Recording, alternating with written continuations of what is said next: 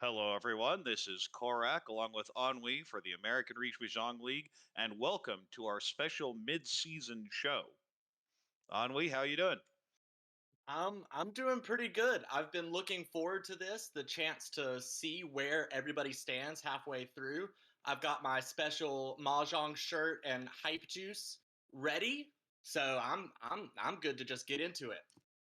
Well, I'm kind of curious what that hype juice is, but let's leave that for another day.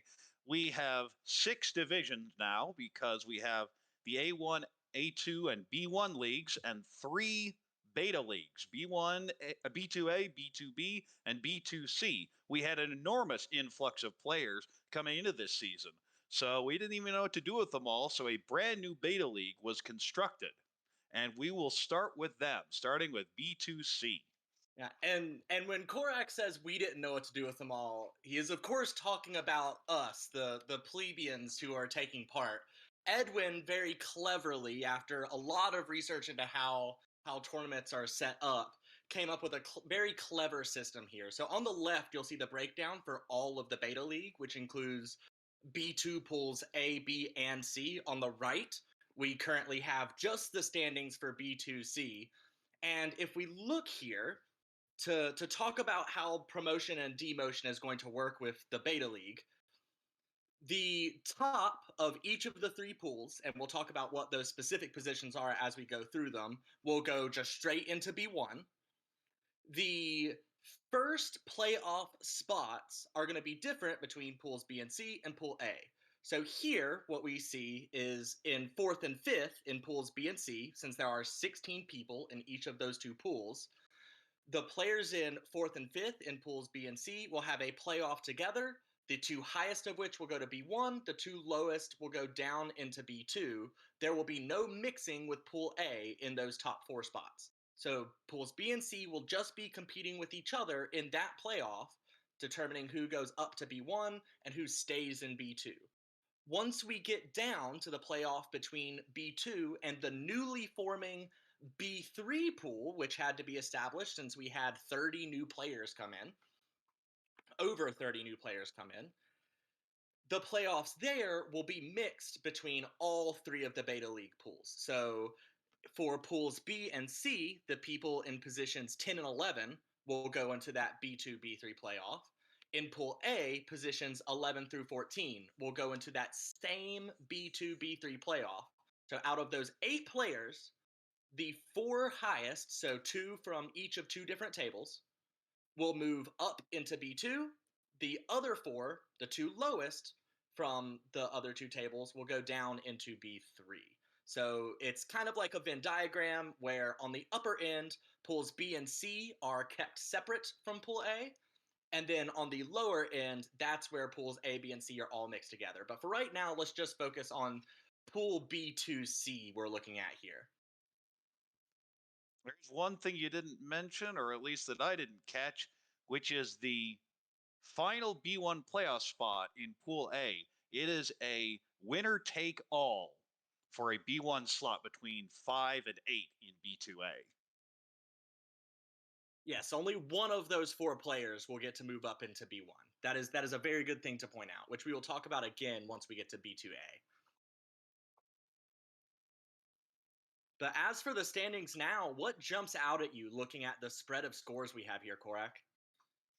Well, right now you see three people in very good position to lock up those B1 promotion slots. There's a huge drop off between 148 and 51. That in and of itself could be the difference between the B1, B2 playoffs and the B2, B3 playoffs. It's bigger than that right now. Yeah, that's And going to be a massive difference to overcome if either Andrew, Bruce, or anybody below them is going to want to have a chance to avoid a playoff and get straight into B1. yes, and they only have 20 games. You'll only have 5 sessions in the beta leagues because you have to leave time for those playoffs to occur. On the other hand, Cassandra's in really rough shape. I'm not sure you can come back from that. Sam, on the other hand, is down there but could make a big push forward. You have a really tight group in the right now secured B2 slots, but any of those could move up. It's just, can you get Andrew to stay at 51.7? Will Bruce jump way up? If neither of those really capitalize on it, there's plenty of chances to get up there, but you're running out of games at this point. Yeah, and keeping in mind that often an average first will run somewhere between like 30 and 35 is what you'll see a lot of firsts at, unlike other just wild wins that we've seen that have been plus 70 or even plus 90 or plus 100, which are more rare. You can obviously make up any difference, but you kind of want to just focus your attention one step ahead at a time. Like if you're in the certified B3 spots right now, you don't want to aim all the way for B1. Start by going up to the playoff, then into secured B2, and climb your way up slowly the same way you would in a ladder. And we We saw this all the time last season in the inaugural Beta League, where you had people that were just, oh, I'm completely doomed to B2 and sneak into A2 somehow. Alternatively, people are like, I have a good shot at A1 and just dropped because everything collapsed. You have so much chaos in that last session, especially. And that's something to keep in mind, especially in these beta league pools, where everyone here, to keep it fair, pools B and C are made up entirely of new players to the ARML, which means that you have a very wide range of skill sets here. You have people who are on playing regularly with other players in A1 and competing with them in real life or in other servers or other leagues. And then you have people who are fairly new to Mahjong, all competing together. And it's great that we have this way to fairly allow them to decide where they should start out their tenure in the ARML, but that also is what makes these spreads in these beta league pools so much more volatile typically than what you'll see in the other pools. And if you're below, you still have time to make it up. If you're above, you still have time to blow it. So make sure you keep that consistent play that got you where you are, continuing the direction you need. And as you head into these last two sessions, this last month for Pool C here, you'll want to pay attention to who you play against. A good example is we actually have a clip from session 2 where our two players in who are currently slotted in the B1 B2 playoff went up against each other, Andrew and Bruce.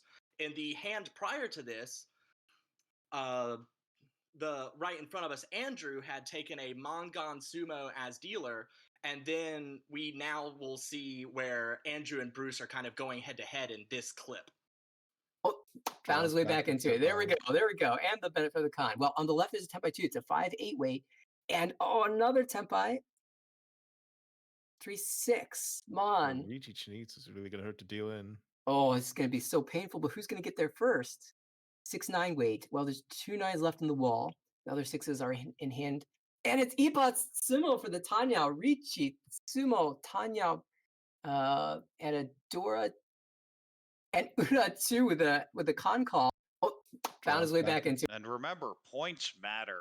You have that big Haneman Sumo, but of course you have the dealer paying out the 6,000 in the Ricci stick as well. So all of a sudden that 30,000 lead kind of disappears. You're feeling pretty good about getting over 30K there, but if you're at that 50,000, all of a sudden your lead isn't safe. You're thinking, oh, I have a pretty good chance at plus 40 here, and all of a sudden that's not the case. The Ipatsumo and then Ura absolutely changed the hand. That's just a Ricci Tanya Dora into that. Yeah, and the con allowing for more Ura to come into play. It didn't actually affect things here, but every single opportunity to gain points is going to be huge. And in this case, I was explicitly forbidden from doing math on stream, but just a little addition, that was a 20,000 point swing between Andrew and Bruce. So those little battles are going to be very important throughout these last two sessions for these pools, especially since you only play each other player once.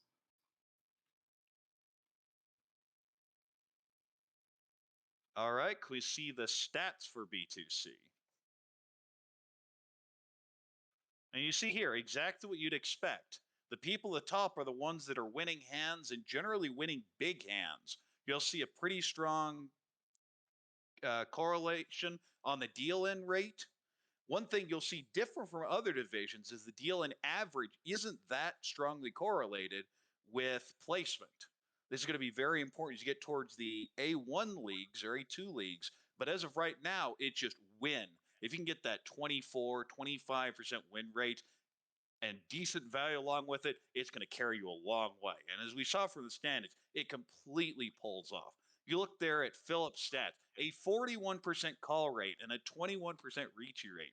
They're in every hand. Michael in calling half the time in there for 61. And then Bruce with another one over half of every hand is called and a 17.4 reach rate. So active in 71% of hands. Absolutely crazy. And it's worth pointing out that these really high call rates, especially for Bruce and Michael, usually you think that means cheapened hands, but Michael and Bruce have two of the highest, especially Michael here, have some of the highest average valued hands, even with so many wins and so much opening.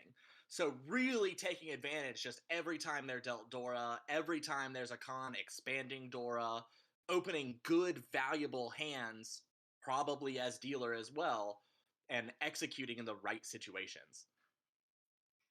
But just taking control. You look at those participation rates of the top five. You have Andrew, who's a bit of an outlier, but everyone else is just fighting every single hand. And that's how you make up points, especially in a league where you're not quite sure how good everyone is. And there's a big variance in strength. So the question is, can you take control of the table? Can you dominate? Can you move forward? And can you absolutely pull in those sticks? And the people who are going to need to be thinking about that the most going in here is everyone from Lynn down to Michael V. Like fighting to move up, fighting, as we said, move up one position at a time. Anya getting into B2 instead of the playoff, and so on and so forth. Making those pushes towards better efficiency, better wins, getting into the games more, like Korak is saying, is going to be what helps bring you out of the ashes here, so to speak. One game is going to be often 30, 40, 50 more points. So even if you're sitting there back behind a bit, just a couple of those big wins, and you're back in the thick of it. All right, let's take a look at B2B. And as we said before, B2B also all new players to the ARML, and also structured the exact same way B2C is. So everything still applies. The people in 4th and 5th, currently Clinton and Haru, will be playing against the people in 4th and 5th from Pool C to see which two will move into B1, which two will move down to B2. And then the two from 10th and 11th, Jason and Tommy, will be competing with the people towards the bottom of all three of the pools to figure out who goes to B2 and who goes to B3. All kind of a carbon copy from Pool C. And also similarly, we have very wide variance between 1st and 16th here. Well, you just look at it right here, starting at the top. You have one person sitting at around 200, and then drops all the way down to 136, and then another drop all the way down to 71. So you have two people who are in very good positions. Alec, I can't say it's necessarily a punch ticket, but you're feeling really good right now, especially with only 8 games left. On the other end, there's a way back at least to the B2 league for everyone here. I mean, if you're John or Yoshi, you're in trouble, but you're not done. Because remember, you don't have to get into B2 outright. You don't necessarily have to get all the way to 9th and guarantee yourself into B2. If you're thinking about fighting, just get to 11th. Get to that playoff and keep winning your way forward. Give yourself the 6th week to fight.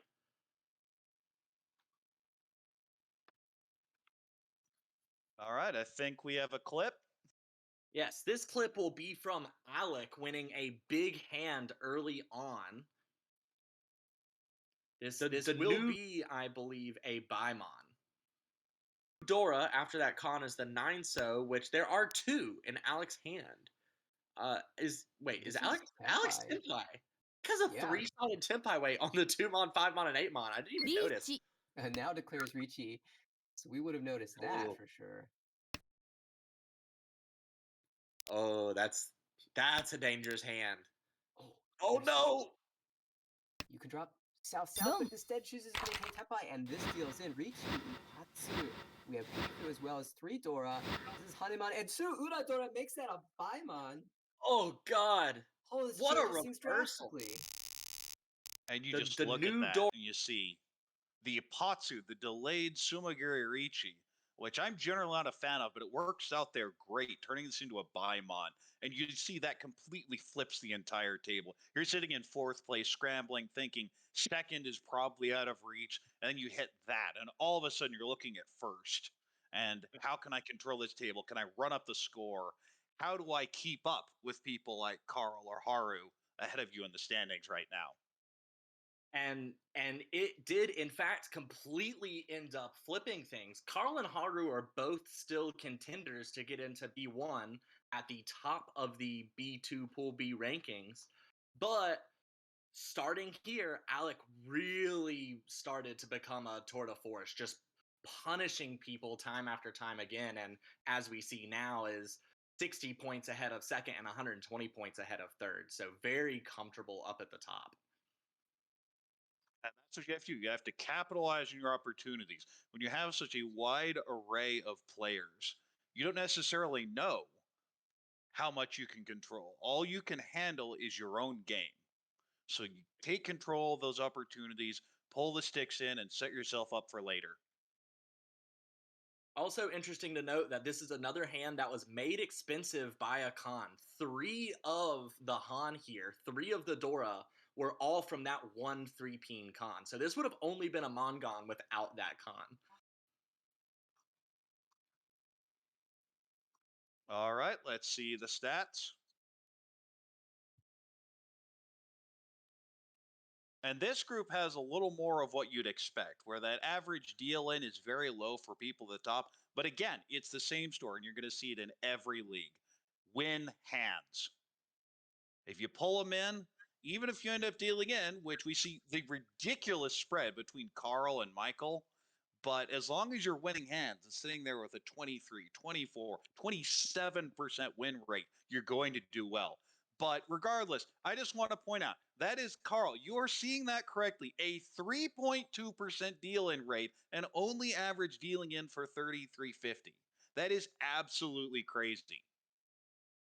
Yeah, that's pretty absurd. Like just absolutely bonkers stats there. And that's also important to show like when you lose, it's important when you lose because if we were looking just at these stats, you would probably guess that Carl would be ranked above Alec, but those wins coming when the wins came and that loss coming when the loss came and how big the loss was affects your overall position in the league even if your stats on face value are completely solid. And obviously 2nd is still a 2nd and 60 points ahead of 3rd is still an amazing place to be. I'm being a little bit pedantic here, but it's still something worth thinking about. There's a clear separation. This is something we've seen through all the leagues. Is those second, yeah, they're nice, but you generally don't rake up the points on them. It's getting those big firsts that even the absolute minimum win is going to be a plus 15 or plus 16. In order to get that in second, you have to have gotten the plus 5 UMA from second, of course, being over 30K. That means you have to have hit 40,000. Now, that's not easy because that means if you're second with 40,000, someone else topped you. So the point is, can you pull it in? Can you capitalize? Can you run up the score? But honestly, you just look at it 136.3, solid second, not necessarily safe, but in a very good position moving forward. And again, we only have a handful of games. I think the stats here are a little off date. There's one game missing. I think there were sub issues.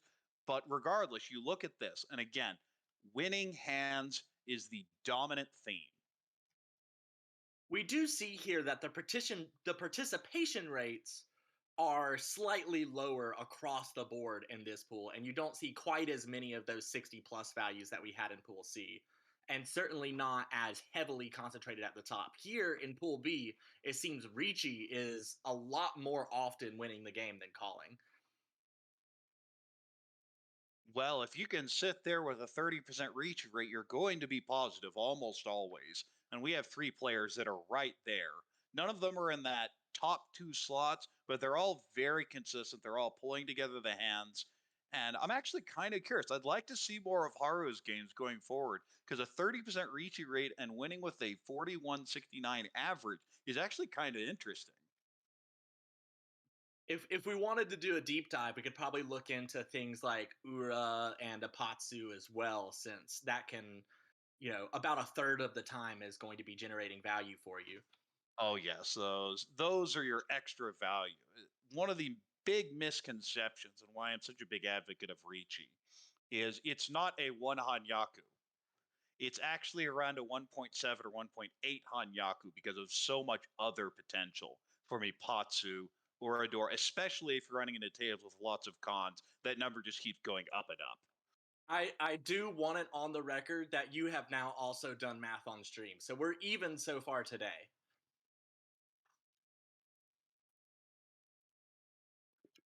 Well, for better or for worse, we'll see if I collapse later. So we're probably ready to move on to Pool A here, which is going to be our pool where we have more familiar names if you tuned in for the Beta League season. Now, I guess we weren't broadcasting games in the Beta League season, so when I say tuned in, I mean it only figuratively, not literally. But here we have 20 players instead of 16, and of those 20, 14 are from that inaugural season of the ARML, and 6 were randomly selected out of the new entrants just to fill things out. And as was mentioned before, this pool is working slightly differently. Everyone from 5th to 8th has a shot at B1 and is going to be a part of that playoff, but as Korak correctly pointed out earlier, only the top out of the 4 people in that playoff will move up. It is much harder to aim for first in a group of 4 Hanchan than it is to aim just for first or second. So those are going to be incredibly interesting playoffs to watch. I'm very excited to see them hopefully broadcast. And then everyone from 11th to 14th will be alongside the players in Pool B and Pool C, randomly split into 2 tables. And then whichever table you're at across your 4 Hanchan, you want to come in the top 2 to move up to B2. Bottom 2 will move down to B3. And we talked about variance in pools B and C, and Pool A here kind of makes those look like jokes. Yes, you have 2 scores. Ada having by far the biggest score in the league. That would have been at the end of the inaugural Beta League season. That would have been the second highest score. And we have 8 games left. That is absolutely ridiculous. Joe's sitting there at 200 and basically secure at this point, but still 60 points back. It's absolutely crazy the numbers that are getting put up in B2A. And in all of the other Beta League pools, I believe the most was 3 players at or above 100 points, and usually in the low 100s. And here we have 6 players in the triple digits, which is just absolutely absurd. Yes, and you have 2 slots of those, assuming that Ada and Joe hold on, which seems pretty likely, although it's not guaranteed. Then you'd still be fighting over just 2 slots. And if everyone's sitting at over 100 now, you figure it's going to take a lot more than that by the time you have those other 8 games played. And you just see these big spreads up and down. There's a bit of a split again once you get between 9th and 10th, but anyone, even I'd say as far down as Cesar, has a chance to jump back into that B1, B2 playoff if you get a hot streak. And that's where it's going to be a huge benefit that there's 4 people in that same playoff, because you don't really expect to be able to catch Garrick, but it is a lot more achievable to catch, say, Alex, especially if you are able to go up against them directly. Yes, and that's the thing is, if you're winning points, there's a corollary. Someone else is losing them. So if you can take them from your direct competition, that gap right now that may be 100 or 150, depending on who you are, can be flipped in just a couple games. But the other end of this, you see the B2, B3 side, and everyone's just kind of split. You see 22 minus 50.8, and then a minus 92. So there's a pretty big spread there. So in order to climb out of that, you're going to have to pull it together. When I think most of these players are capable of that. Oh yeah, for sure. And like when we talk about a large gap between the skills of the people you're seeing in these pools so far, nobody's bad. It's like going from very good players to incredibly great players. Everyone here has the potential and the ability to climb. It's just a matter of who's going to be able to pull it out in the end and who isn't. Yeah, you see, just using online ranks, I see multiple people who are master level in Mahjong Soul. I see someone here who is Ho-Oh level in Tenho. So it just, can you put the hands together? And I think when we see the stats, we're going to have a better hint of what's going on. But I think we have a clip first. Yes, and this clip is, unfortunately, we have not covered Ada on air yet, so we haven't seen any of those massacres. But here's a clip of Joe, who also has that huge 200 score, getting a really good win. Oh, I was gonna say related. lower Sumo. Monzu don't look bad, and there's the sumo. This could be the Paimon if we get one Ura. Drum have- roll, please. Yes, He gets Another it. one of those Baimon One made Ura possible off the capitalizes on the Oradora. Paimon there You have for Joe. all that Dora with the Right. Tuso there, and it really just comes together nicely. You look at that hand, it's always going to be worth a lot when you get it. The question is, can you get extra value from it? And the Oradora, again, Irichi is not one Han. And when you think about the point gain, I mean, going from 12,000 to 16,000 is an absolutely massive jump, especially when you're thinking about, as what we were saying before, what you're taking away from dealer. Like you see this, the 19,000 point swing. You have Jamcat absolutely dominating the table here, and all of a sudden sitting in second. So just one hand can change everything. And it's those kind of turnabouts that are keeping people like Ada and Joe at the top of their pools.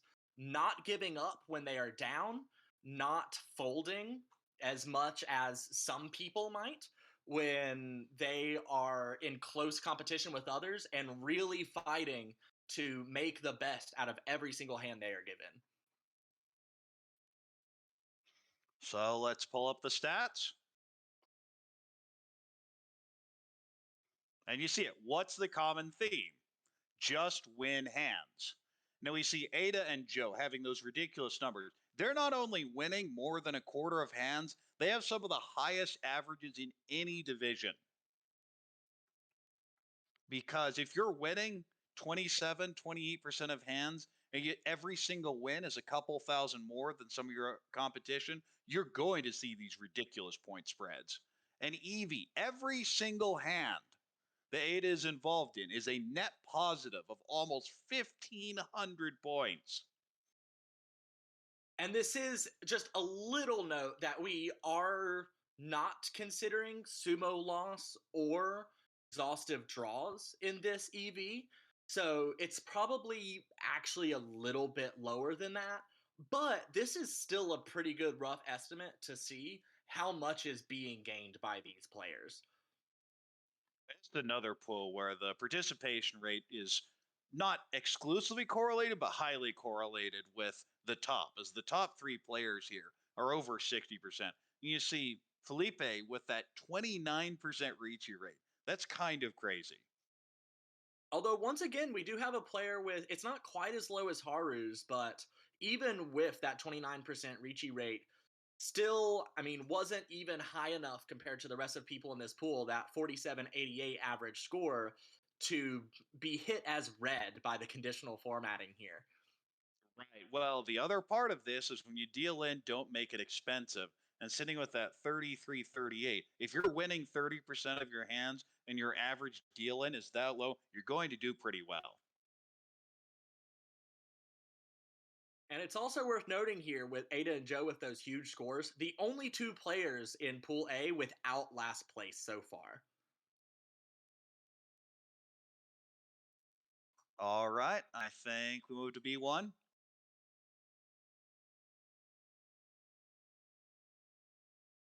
Now, B1's going to be a little bit different because of the expansion and all the new players. B1 itself, as you see, a whole bunch of up arrows and not that many down arrows. So there will be 5 demotions, but 8 promotions. A2 will be expanded next season because of the expanded B3 leagues as well. So you see that trickling up, and Crow just absolutely putting a stranglehold on this group. Another over 200 score. And second is Zilong, who I believe was in the playoff A2B1 and then ended up in the wrong spot along with Travis. And they're right there. But Crow just pulling so far away from this group seems again, I don't know that you can necessarily punch a ticket, but it's going to take some effort. I think Crow is generally viewed as someone who underperformed in the inaugural Beta League season and is showing the real strength right now. Well, Crow was in that formidable Pool D that was just absolutely stacked. A lot of the really, really incredible players that we see in B1 who obviously many of these players are incredible, but a lot of the familiar names that people know to be incredible players from the Mahjong community at large were in that Pool D. Pio is another good example sitting down there at 13th, who recently won, or I guess maybe a month ago at this point, won Richinomi's big league championship. So that's obviously a notable name as well in this pool. And we're talking about punching tickets. Before, when there's only 3 people with guaranteed promotions, it's a lot harder to talk about your guaranteed punch ticket. But here, Crow would essentially have to lose 180 points. You know, by the Yes, with time things are those, said and done, 8th is going to be around 40. That would be a massive loss over 12 games. and there's another asterisk that's to be put on this because we have 2 substitute players and their scores will not count towards that top 8. So you could end up 10th, at least in theory, and promote. Yeah, not 10th looking at these standings, but 10th in actual points earned. Say if Sylvie was at plus 150, Sylvie's still going to be at the bottom because as a substitute, their scores are not being factored into the promotions and demotions. So this pool specifically could be very awkward because, as you can see, there are a total of 5 slots of people who are going to stay in B1. Everyone else will be in a new league next season. And with everything so tight at the bottom of the promotions and at the top of the demotions, well, all the way down, minus 114, honestly, that is incredibly achievable to get out. Whereas the other pools, the person in last was going to have a whole lot of work to do to dig out of the hole. Kristaps here, it's going to be work, but that's an incredibly achievable climb to make. And again, now that we're in the B1 sessions, you will be playing 24 games instead of 20 games because they don't have playoffs. That means you have more time. We're only at the halfway point in the season. So you have time to make everything up. Of course, we look at these and you see a big jump between 12th and 13th. But again, 40 points is just one big game. And it's worth mentioning those extra 4 Hanchan in session 6, since there will not be a playoff. The first 20 Hanchan are still the expected round robin that we're kind of used to. Those final 4 Hanchan is a snaked round based on your position, so that the people at the top who are jostling for promotion will all be playing against each other to secure their promotions. And the people at the bottom who are fighting not to get demoted will all be playing against each other in that 6th session. So whereas the first 5 sessions, the first 20 Hanchan are all round robin, those last 4 are going to be directly up against the people that you are trying to overtake, which is going to make that final 2 weeks of this first official season of the ARML absolutely electric. I mean, I'm already looking forward to, especially in this league, that not the top table because you figure those top 4 are probably going to promote, but that second table and third table, that they're all going to be on that border, and there are so many promotion slots. You're never going to see another +8. This is because of the expansion of A2. You need to capitalize on it this season if at all possible. And this pool especially has shown us the ability to generate absolutely amazing games. Our first clip is going to be from a set of games that I remember commentating because we had dealer Bymons in consecutive games. And we're going to show you one that was won by Pio here. All of the 9-peen are in the wall. But also, all the 9-peen look like they would be valuable to a couple of these players. Yeah, a sumo would be a Bymon here, for what it's worth. Okay. There it is! Wow! And this, wow! And, oh my! Look at that! 1, 2, 3, 4, 5, 6, 7, 8, and Yeah. Oradora. This time we Oh. have the dealer Biomon not needing the Oradora this time, but regardless, all of a sudden going from the scrappy fight, you're in fourth, like maybe I can eke out a second, to all of a sudden seriously challenging someone at around 60,000 points.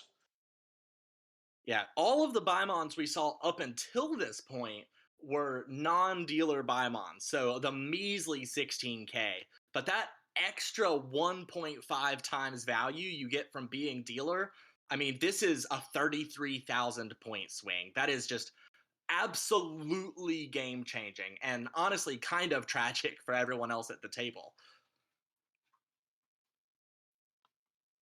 Although if we're talking about tragedies, this hand does not even begin to compete with our next clip.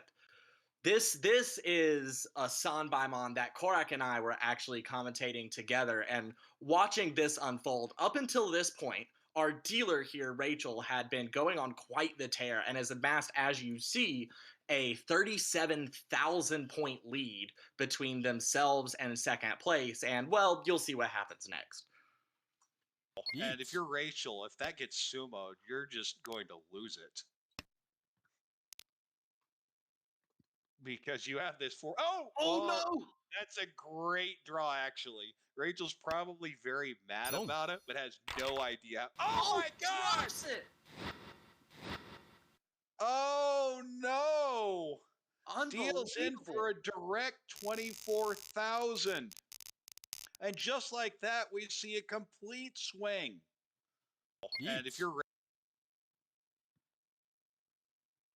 all right, and you see that drawing the Dora, it's another one of those, the cons adding extra Dora, getting the toy and that 24,000. And it's not just 24, it's 24,000 direct, completely switches the plays. You have the 47,000 point lead. If you're dealing in for that, it's going to be a rough stage ahead of you. And Rachel and Ranjan fought off that last chunk, because as I recall in that match, there was a string of dealer wins in South 4 too. Yes, there was another reversal at the very end. Unfortunately, Rachel ended up dropping all the way to third, but it was just, I mean, this whole match was a treatise on you have to be on your toes the whole game, no matter how far behind you are, no matter how far ahead you are, because the person who ended up on that South 4 rampage, I believe, was Kevin across the table. Like, no matter how far behind, no matter how far ahead, you have to be vigilant because you don't want to lose your lead and you want to take advantage of every single opportunity you have to take those leads away from the people above you. All right, let's see the stats. And this is probably the first table where just winning hands isn't enough. You have, obviously, the top are winning 24, 25, 26%. But you also have some others who have similar rates but have fallen towards the cut line. And a big part of that is those deal ends. You see Aaron there with an almost 6,000 deal end average with a pretty high rate. So even if you're dealing in expensive every time, it's going to catch up to you eventually. Yeah, everyone from 7th to 10th, in fact, has a deal-in rate above an average deal-in score above 5,000. And obviously, if you're looking at someone like Rachel's, that one San Baimon is going to pretty unfairly skew things. But still, one Sai Baimon hurts a lot. It has a big effect on your placement. Without that, Rachel ends up much higher up the standings. Luckily, everything is so tight in the middle of B1, Rachel could easily still end up in a comfortable promotion zone by the end of the season. So that was by no means completely catastrophic, other than maybe emotionally on that one night. Oh, yes, absolutely devastating at the time. But this is another one you look at the average win, on the other hand.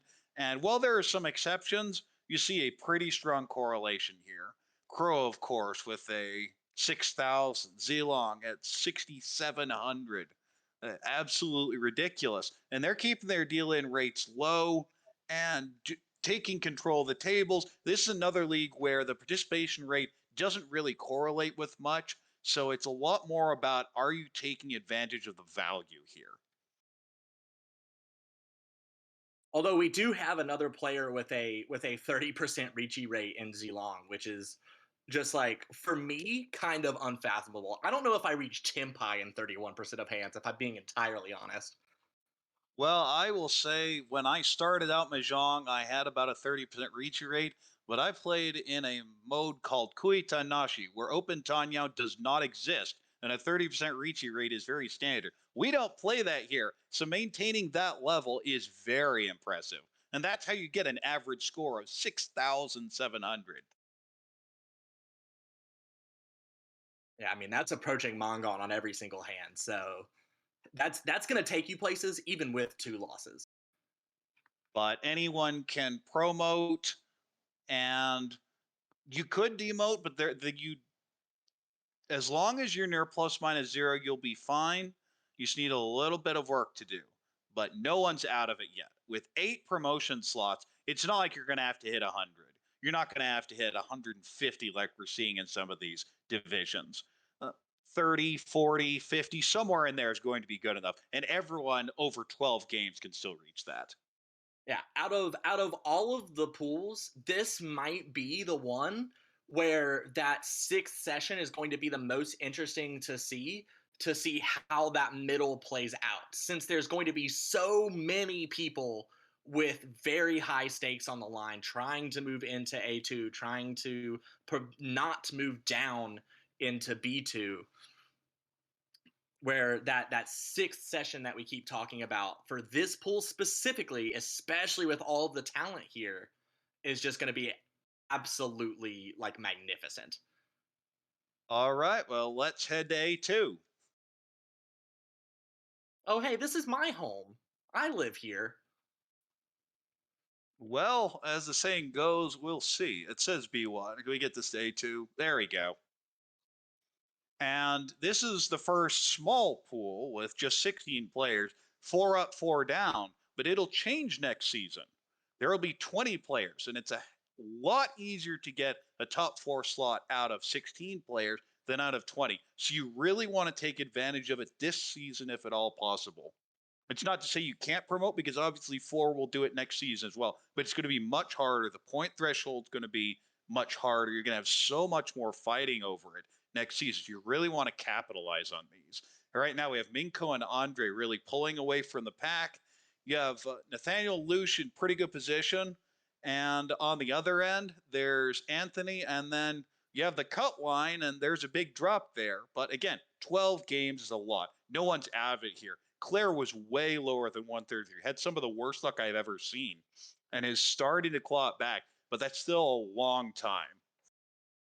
Yeah, and this is where, with these, we talked about a lot of people being in the mix last time. This time there's fewer people in the mix for promotions and demotions, but the people, as Korak said, have a little bit more at stake because of the league expansions next year.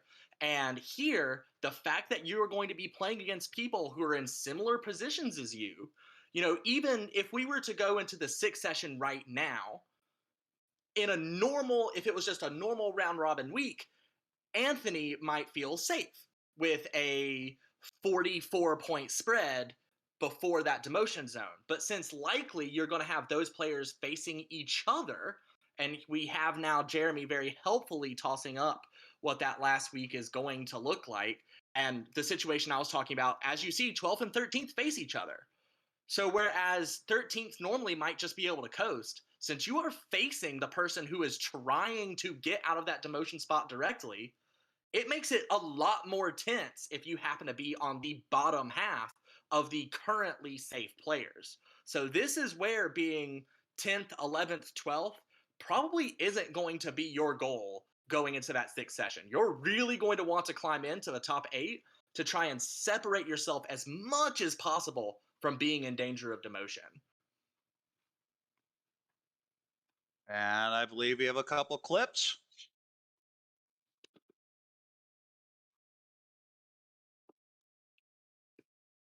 And in this first clip, we see Gina, who ends up kind of in the middle of things after this session. This is in the middle of Gina's absolute dealer rampage. It just seemed like Gina could not lose a hand, and this hand is an absolute fantastic example of the streak that they went on. One turn before from Vince, and he's got another one he can drop, but that one looks pretty well locked up. Oh, we got Ricci from Kevin. He's waiting on the 5-so, 9-so. The 5-so is in Gina's hand right now. And to be ready on, Gina's ready on Dora. I think at this point, and she draws it. What is happening? Just as you were talking about that too. Oh my God, she draws the Dora. Insane. Now over 60,000 points. One turn before from. And you see it there, just drawing the expensive end, going from a simple Tanya to a Sanchiku Tanya Dora, and it's just demoralizing the rest of the table. You can't get out. It's South 4. But these are the types of things that will help build your score that you're going to really look back at the end of the season and go, that's how I made it, or that's why I didn't make it, is do you take advantage of these spots? And paying attention to who it is you're going up against. If you look on the right, we can very helpfully see the other players at Gina's table were all right in the middle here. All people who are trying to work their way up and get away from the demotion zone. And Gina taking this huge step forward with this round, getting herself some distance away from 13th place. That's a really big deal because you're directly forcing the people that you are contending with into that fight while you separate yourself from it. And we do still have 2 more clips here. This next clip from A2 is actually going to be a very rare clip of our leader Minko taking a loss. Check it out. There's Itsu here, right? Yeah, one side's Itsu. Oh no. Oh no. Neither of those are Itsu. Oh no. Oh no. It's over. Ricci Finfu will take Ura will get above 30k, and also Ura will put Minko in last. Oh my god! What? What is that? Excuse me? Come on. Ura-san? That's so cursed. So Can we am I allowed to like curse here? That's so gross. That's brutal for Minko too. That's backbreaking. That was one of the lone bad results for Minko, but you see there that they are fighting explicitly because there's a pretty heated positional race going on, and unfortunately deals into the Hanuman that puts them in the last. But we see on our player on the right, Luce, there was also fighting to get above that 30k threshold. So these positional fights, which in ranked just means the difference between a little bit of ranked points, now since you're playing the same people over and over again, has a lot more of a direct effect on your placement overall in the league. Man, that Aura-san, oh, that just hurts. You're thinking, well, maybe it'll be Mongon, and all of a sudden it turns from 3,900 to 12,000. And just like that, Minko takes the only 3rd or 4th so far after 12 games. Yeah, you were talking about Ricci being 1 Han, but I think that Ricci was worth, what, 4, 5 Han? No, possibly, yeah, 4 Han right there. It'd just be Pinfui Peiko otherwise. And then our final clip here from A2 is just a little bit of fun that happened in another game. Just kind of an absurd double Ricci coming to fruition here. Oh my god, look, she drew a 4-pin. You could have went for Sulanko. Bro, what is this? This is just Just what you needed. Unfortunately, both of these tunes are enhanced. Yeah, but like it might die. Like they might cut them. No. Yeah, see, look. Yeah. Oh, there it is. All right. That's a very undeserved 77. Oh my Oh, god, but of we're course at it's turn 2, two, Amy! dude. Of course, Hell, Amy, it's turn Amy. 2, of course! Come on. What? Bro, imagine getting Sumagiri double reach 12k. You Oh my destroyed god. the entire game. Could never be me. What the hell? Yeah. For me as someone a little bit newer to mahjong, seeing a hand like this, especially just thinking about how probabilistically unlikely it is, just really makes me sob. Like, what does watching this hand and just seeing how it played out make you think and feel, Korak? This is when you go, that's Mahjong. But I think there's a very interesting thing to note about this hand is Amy here had the choice of taking a Ryanman or going for the Champon here, and says the tunes very likely come out. And even if this did not have Orador, it still would have been worth 9,600. So that's the type of decision that'll push you back, especially if you're sitting at 7,200. You need points, you need them badly. And it's just really nice to see. The thing we keep talking about is when you get chances, do you capitalize? This is a great example of doing it. And talking about looking at whether players have capitalized or not, that's probably a good moment to segue over to the stats screen here.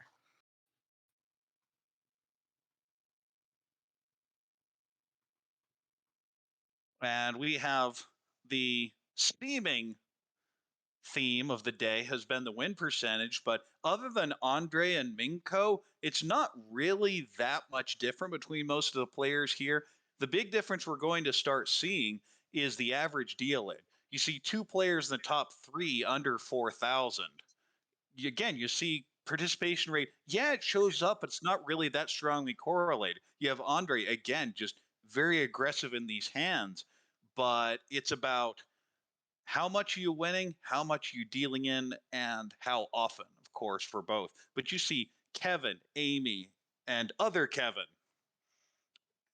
sitting with really high average win totals, pretty good win rates, but just not getting any coverage, sitting here under the plus minus zero mark, and that's so frustrating. Now, of course, you could look at Amy and say a 20% deal-in rate is a pretty big problem, but regardless, you see 14 and 16, and you're just not seeing the points. But again, we talk even with Amy with that 20.6% deal-in rate, again, because of taking advantage of that situation we just had in that clip. Those are the types of plays that help mitigate your other mistakes. Yeah, I mean, all of Mahjong itself is this big balancing act about deciding how risky is it to deal in versus how important is it that you win. And this is a good example where if you're just a little off on either side, it makes a massive difference when the level of the players around you is incredibly tight and incredibly high. If you are not walking that tightrope perfectly, it's going to hurt.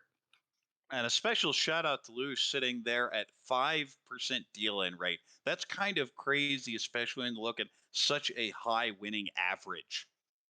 Yeah, that's only our second single digit deal in percentage so far, I believe. The other being Carl at 3.2.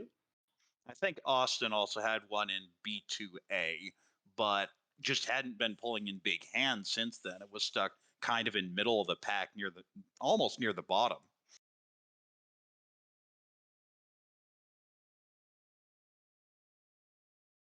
All right, I think that's all we have here. Let's head to A1.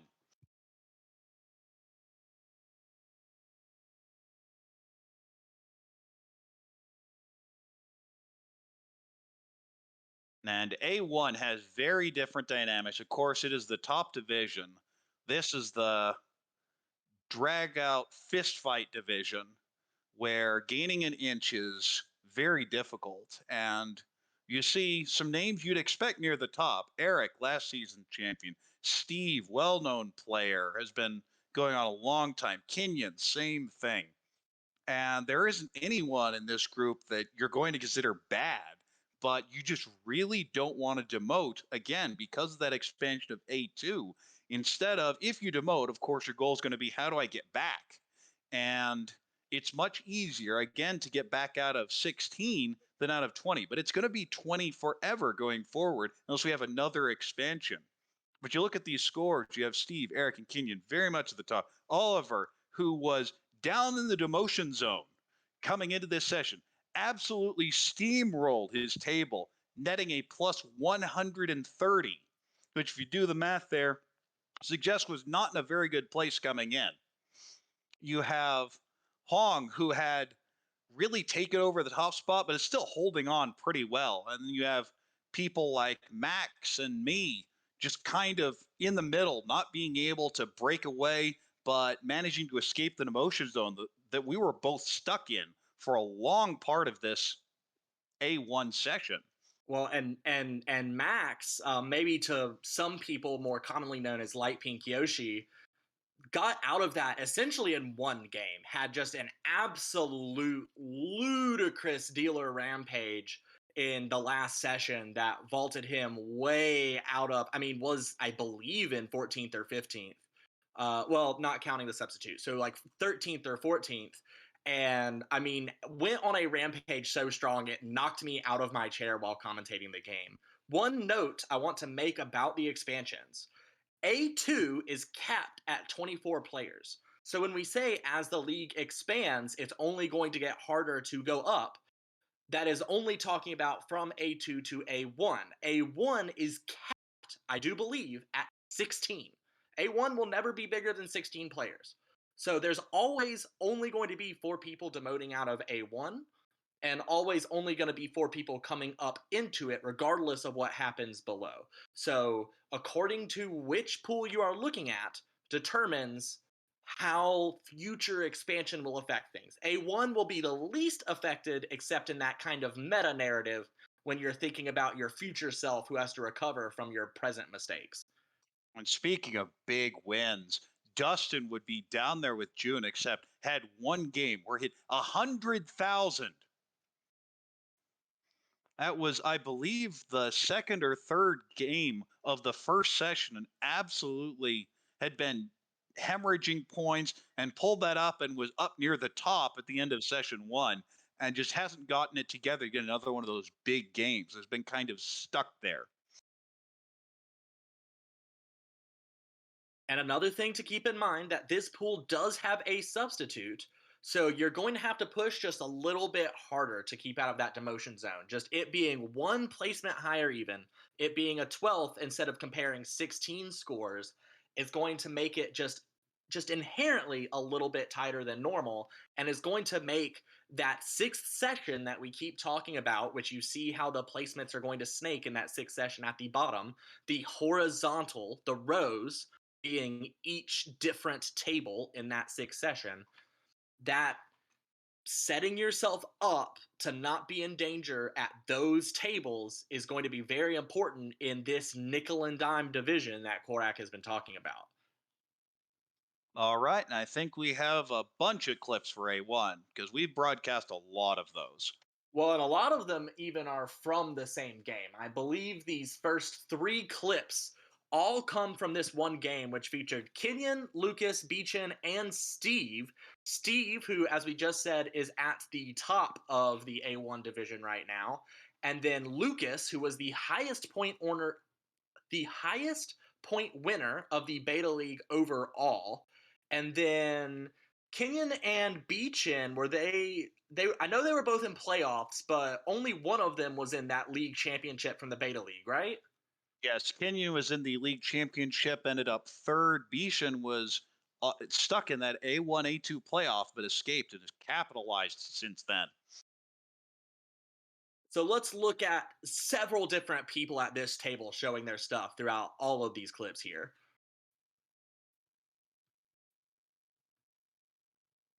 And then think a while.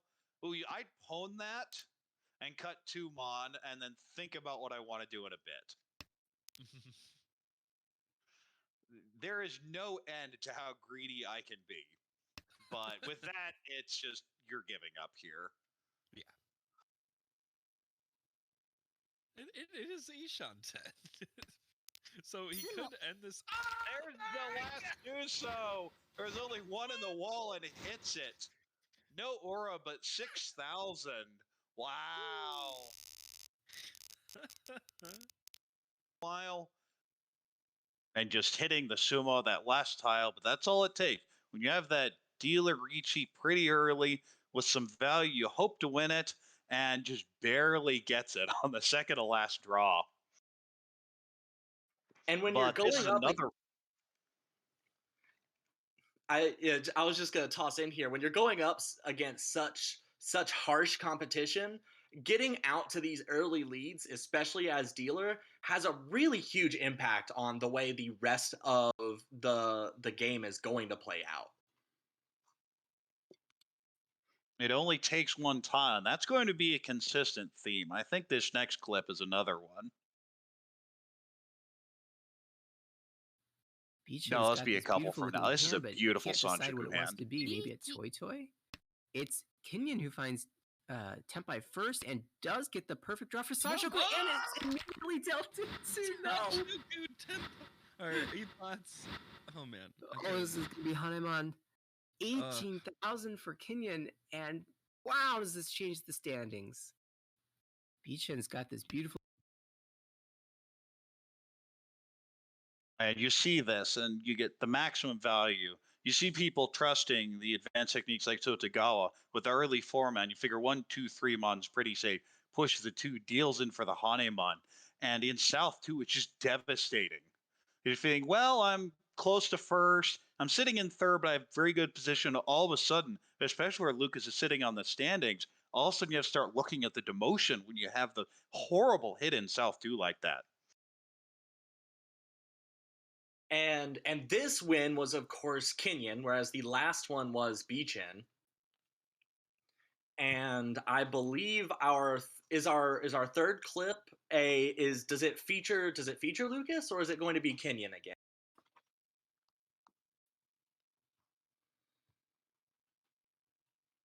I guess we'll find out. I think we might. Oh! Ah! Which way do you take? This is Suonko Tempai. Four, please go. Yes! Yes! It could happen. This could absolutely happen. There are 2 4s left in the wall. 8 is 2, 4, 5. 4 would be Yakuman. Oh, that's a 5. Oh, that would deal in. Don't do it. Yakuman. It's not worth it. Safe! There's still a chance. Steve breaks Tempai, so the South can come out safely now. Oh, man. Oh, it's the Oh, it's not the Yakuman, but oh, this is huge. A huge hand right at the end. And Steve, being dealer, has to pay extra, so... This is overtake for Kenyon. Gyakuten. I think we might. And there are plenty of things that go on in this hand, but something to really pay attention to is Lucas's score. He's sitting at minus 4,800, but is not going to push. Keeps discipline, doesn't go on tilt, and doesn't deal into this gigantic hand. Because since this is a league, even though at this point you've totally given up on your position changing, that minus 18,000 that you could get hit with, the minus 12,000, minus 18,000, or if you have the 4-mon and deal in and get hit with a minus 32,000, God forbid, that is going to have a huge implication on your overall score. So even just making your last places just a little bit better is something very important to take away from these sorts of hands. That being said, rip Suonko. It's just heartbreaking to see it. And you just have to take the win. Again, this is another one you'd really love to dream, but you just take first place, you move on. And even Steve here taking a 50,000 second place. That is so frustrating. But you look at the head, you're like, well, that could have been a lot worse. And something to point out here is that Steve ended up ahead out of all of this despite none of these clips featuring him. And we looked and we couldn't find a lot of clips featuring Steve at all. But that's just because he's at the top from very steady play. We did talk about taking advantage of opportunities, but another side of that coin is making sure that you keep playing steady mahjong. You don't have to be flashy. You don't have to be electric. If you are just playing a solid game consistently, you will be rewarded for it over time. That's where people talk about judging mahjong skill over the course of thousands of hands as opposed to 24 like we're doing here. But even over 24, you will see things come out.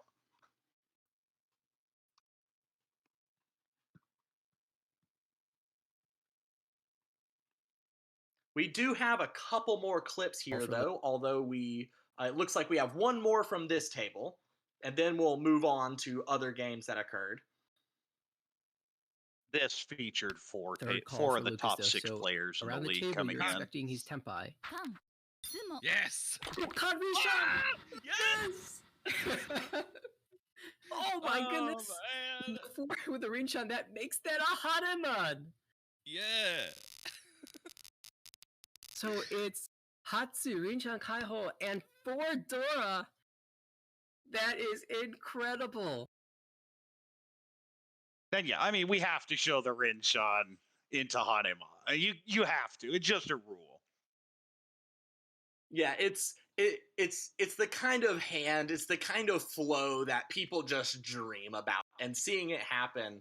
And in this case, it's important to note just in general that even on open cons that Dora flips immediately, and it's not the Dora that ended up coming into play. The 4-peen was not in hand to add value here. It was just the Rinshan and that extra Hatsu that gave it the Hanuman potential. But Rinshans can be a lot more electric in this league since Condora flips over immediately, even on open con. And as I was saying, this match particularly has so many clips. It was so important. You had the number 2, number 3, number 5, and number 6 in the league going into the third session, all at the same table. So you know this is going to affect the standings. As we can see at the end, we're going to have 3 of the top 4 coming from this table. And even though this table was just an absolute delight to watch, we mentioned how Yakumon's mist can be pretty tragic, and nothing says that better than this next and final clip that we have for you. Been just keeping the Lone Dragon honors, and I don't understand why. They would have left my hand a long time ago. There's one. Oh my, we're Ishan 10 for Oh, and even if it's not Daisagen, you get Toy Toy Shosangen. Honroto, So, Dora yeah. 2 or 3. Oh, well, no. the dream's dead. Oh It's no! not going to deal in yet, but Tenpai is going to deal into the expensive end for Rishi Tanyao Sanchuku. Again, I'm really annoyed. Oh no! Oh, so sad. It was Oh, been just keeping. And it's just heartbreaking to watch. Not only do you not get the Yakuman that's staring you in the face, you end up dealing into the expensive end on the dealer, who then has a pretty good path forward. And you can look at this score. These are 2 people around plus minus 0, and of course, 1 who's in last place in the league. And these are the hands that's a comeback. We're talking 32,000 points, but it's not just 32,000 points. Of course, there's the Ricci stick, but even more than that, you're getting over 30K. You're probably knocking 2 people under 30K. And of course, if there's a deal in from Oliver, it's first place. But the 6 pin is drawn first, and you just wonder what could have been. Yeah, I mean that one draw is, as you said, over 60-point swing in league points. Not just in this game, in overall league points.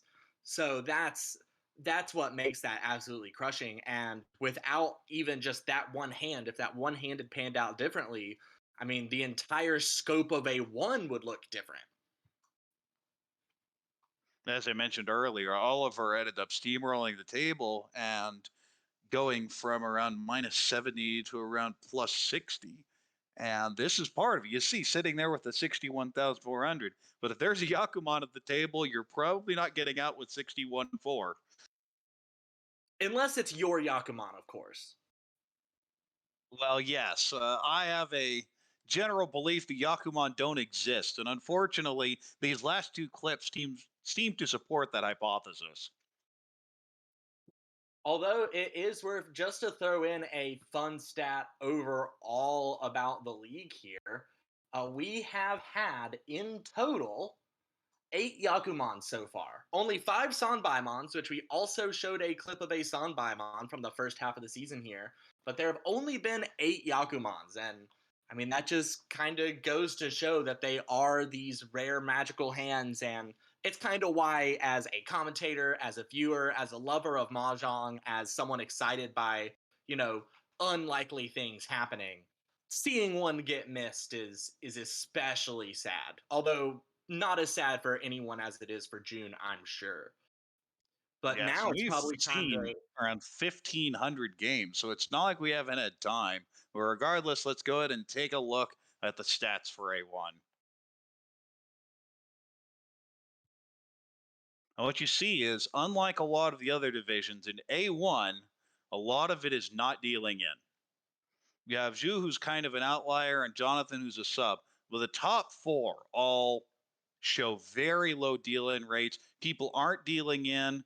You see a whole bunch of small numbers on the 3,500 roughly for 4 players in the top 9. So if you're not to be positive, there are ways around those low deal in averages, but not too many. But again, the theme over and over. If you want to be at the top, you got to win hands. You got to win hands, win the right hands, not deal in, and not deal in to the correct hands. It's a much, much more. We talked about a tightrope in A2, and you know, in A1, rather than a tightrope, it might just be a very long, kind of flimsy piece of twine that you're having to walk across to reach the top of this division. Well, that's just it. When you're in A1, those mistakes get punished so hard.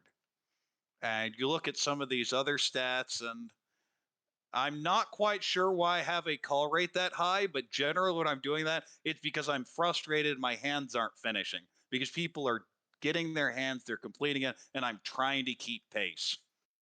Yeah, I mean, to talk about one specific round, we saw where the people in A1, a lot of times in lower divisions, you'll see people have a specific way they play. They stick to their game no matter who they're playing against. But the same is not true in A1. You had a table where you had Light Pink Yoshi, Korak, and I got who are the other 2 people at that table? Well, regardless, whoever it was, you had a push where 3 of the players, Korak famously prefers the Ricci, but all 3 of the other players were hard pushing those calls. And because of that, you see players like Korak, who have historically and famously high Ricci rates, also pushing the calls because they have to. And people are feeling the energy at the table around them and matching it to try to make the best out of every single situation and approaching every single table like an entirely new game of Mahjong. Yes, it was June and Bishen, and that whole first couple Hanshan were absolutely chaotic. I think the cast was supposed to come in after a previous game, and they're expecting us to be in East 2, and we're in East 4 deeply into it, and you go, where'd the hands go? Well, it's because we were just fighting. It was a scrappy bar fight, honestly. Yeah, I Just couldn't you talk for can't several land days. the big ones. You couldn't land any punches. They finally started towards the end, but just the entire feel of the table was so hard to take control of. And that is why we have so many more clips from A1 than the other leagues. This is all volunteer based, so we're doing our best to capture as many people on stream as we can. We're keeping track of it on the back end, trying to make sure that we've hit everybody for at least a couple games.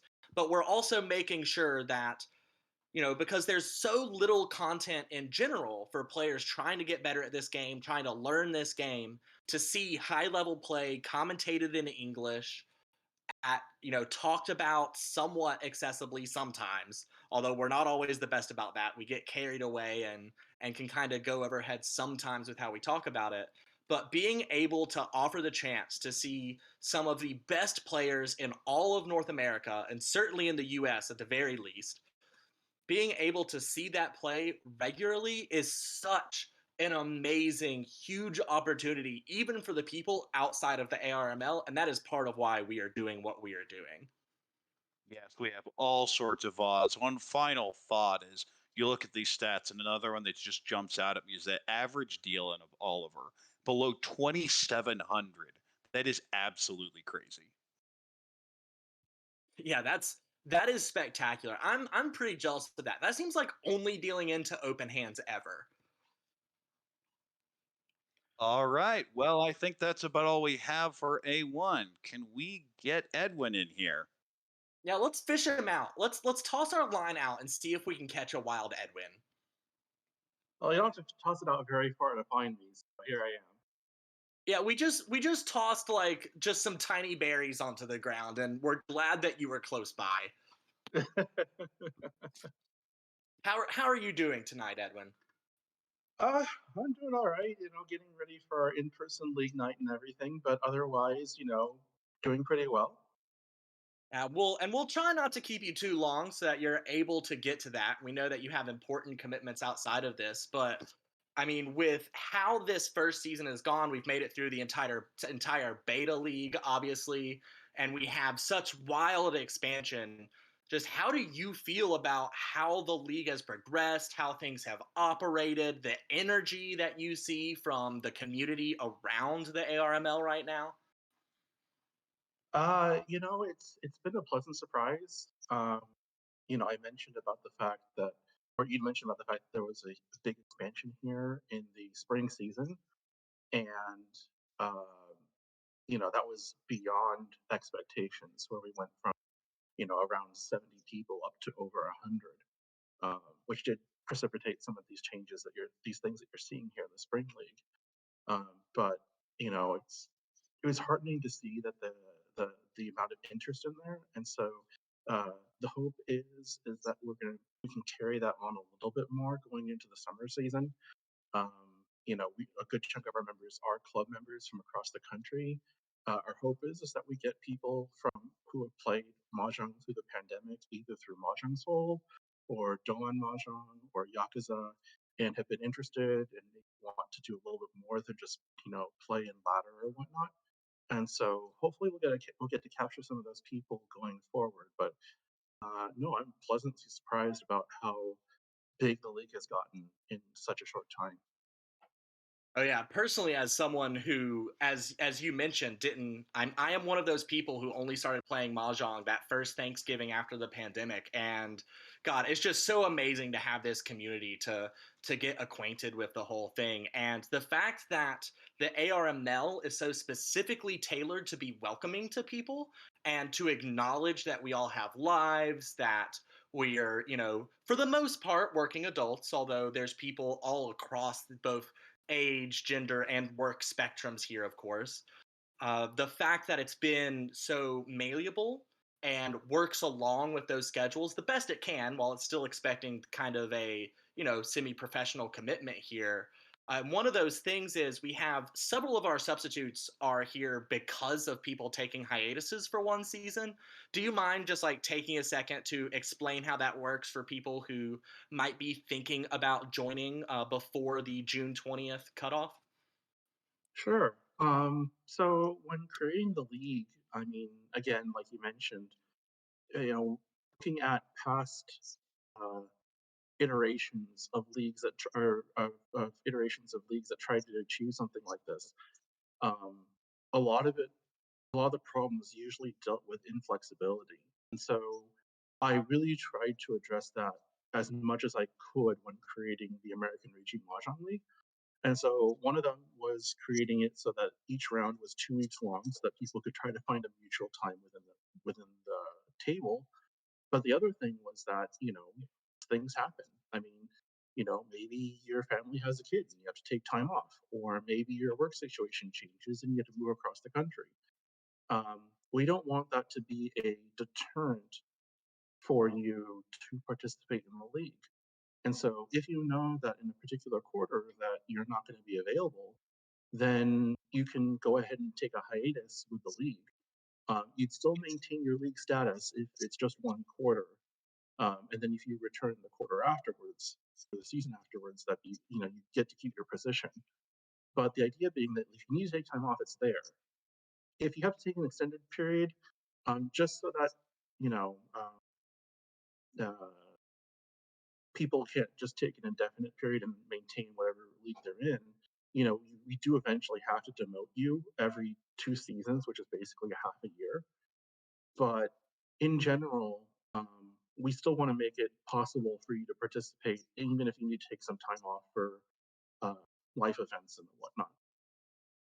Yeah, so as an example, if you were in A1 and as was said, you say had a baby, then that first quarter, those first 12 weeks that you took off, when you came back, you would still be in A1. And since that wasn't really much of a factor in the beta league, since no one had an initial position yet, has that gone pretty smoothly so far? Are we seeing things kind of working out logistically with this system that you put forward? There's some things that have to be figured out on the fly because in some cases these absences are able to be planned ahead of time. In other cases, sometimes it's not because there's an emergency that happens. And so we do the best we can, and we've been able to get everything to work out with substitutes and getting people to fill in.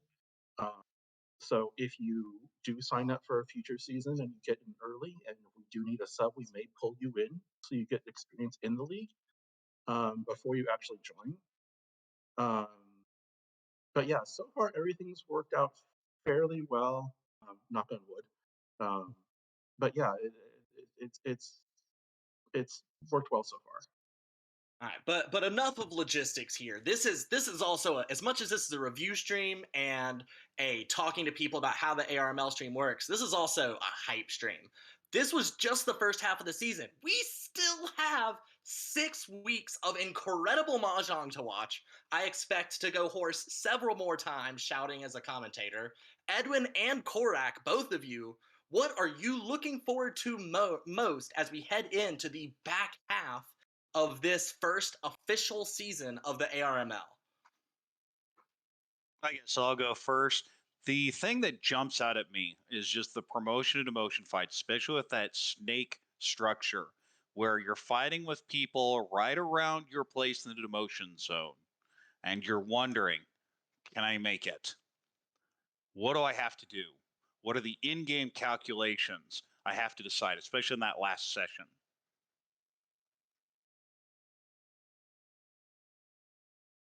So Korak's looking ahead to session 6, which we've talked about a lot. I mean, that is going to be absolutely electric. What about you, Edwin? Yeah, so for me personally, well, if we want to talk about really personally, this upcoming session is going to be, unfortunately, it's going to be key for me because the middle 4 in our B2A, which includes myself, we're all playing this upcoming round. So there's probably going to be a lot of shuffling there. As for the rest of the league itself, there is a lot of movement going on, again, because we've had so many people join us this time around. And so it'll be interesting to see how just everybody is, like I said, jockeying for position, because like Korak said, we are undergoing expansion right now. And in certain cases, there are a little bit more expansion slots or promotion slots than there normally would be. And so I would imagine that there's quite a few people that are trying to take advantage of it, and that's going to make for some interesting play here down the line. Yeah, to kind of contrast you a little bit, as a typically self-deprecatory person, I'm not looking forward to my own mahjong in the next 3 sessions. I'm kind of scared of that demotion, although I'm gonna obviously try my best to get out of it. But another thing that I think is good to touch on, again, this is we're running this as volunteers, right? For the most part, I mean, we have a couple of people who do have careers in journalism, in broadcasting. But like for the most part, the people on these broadcasting teams are programmers, teachers, just people who are really enthusiastic about Mahjong. And in preparing for this highlight reel, going back and watching VODs from session 1 and 2, it is amazing the difference in the quality of the streams and the quality in the commentary as we've all gotten more into it. It's been amazing seeing more people getting into the commentary. So for me personally, I'm just incredibly hyped to see how all of our commentators grow, how our broadcast directors, I mean, this highlight reel has been an absolute mammoth of a task for Jeremy, and just like 3 hats off at least to him for how smooth this has been. It's been absolutely incredible.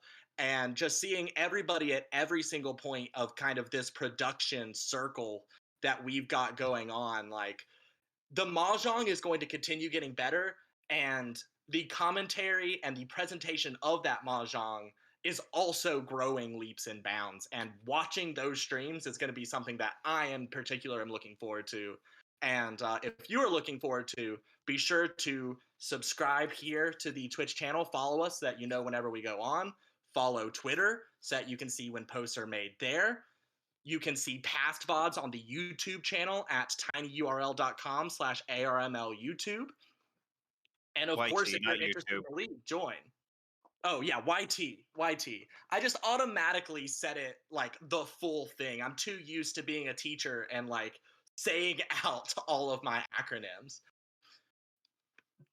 Well, I will say there is one thing we didn't mention in this cast, and that is that the champion of A1 will get a slot in the end of year finals match. Of course, Eric, having won the inaugural Beta League season, has already punched a ticket to that. But right now, there's a pretty big fight going on for that second, and you're going to see the same thing in the fall and in the winter.